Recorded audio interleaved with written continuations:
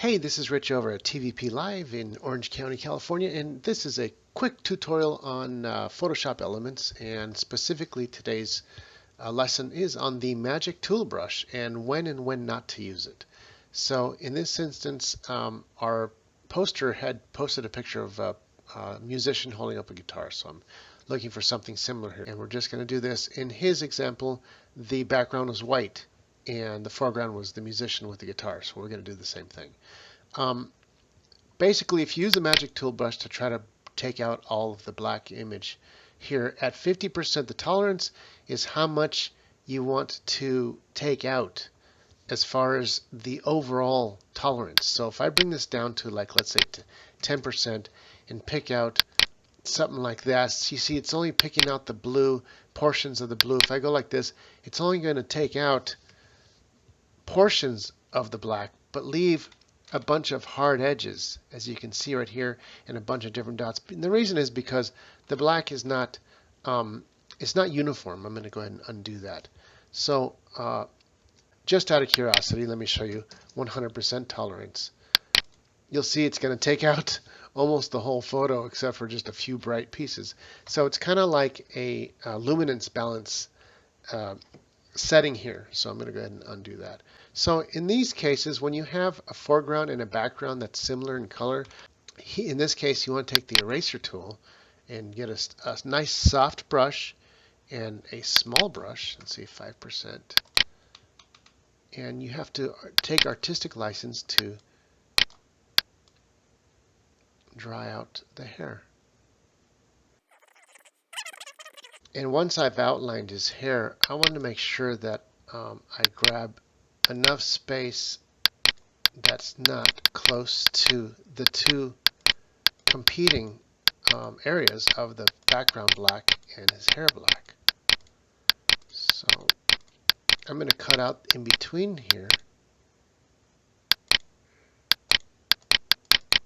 and take that out. So now there's a definite buffer between this background and his hair. And then over here, you can see the guitar is not going to look very good like that at that tolerance. So I'm going to also cut this out manually.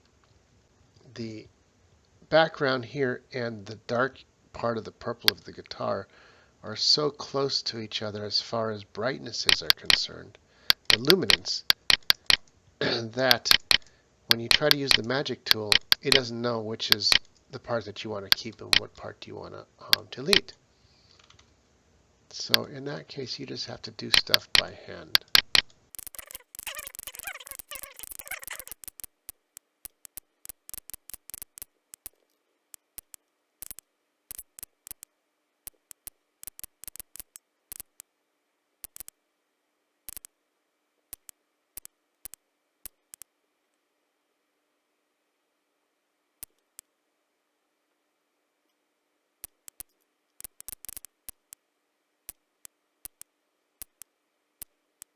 So now that I have them outlined, I realized that the magic tool actually really just does not work with this picture, because when I try to pick it out, it's still cutting out parts of the image that I don't want cut out, as you can see, part of the guitar here. So the magic tool really only works with really, really sharp objects, logos and stuff.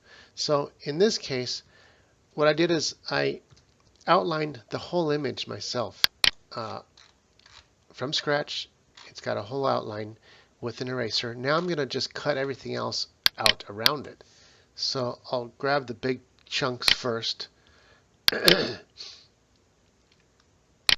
that there. A bit easier when I and okay, so the biggest chunks are out, and all I have to do is get rid of the rest with the polygon tool. So this is set down here, and all I have to do now is just trace in between my original cutout with the eraser, and as long as I get in between the original photo and my foreground, I'm set.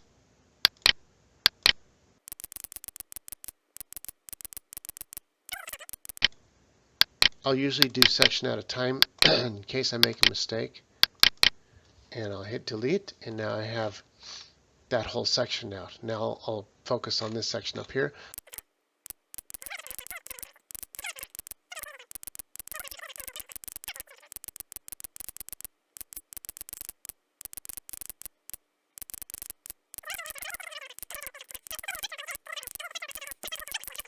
I use the soft circle here because most objects really aren't hard lined in reality. When you take pictures and you zoom in, you see the edges are really actually fuzzy.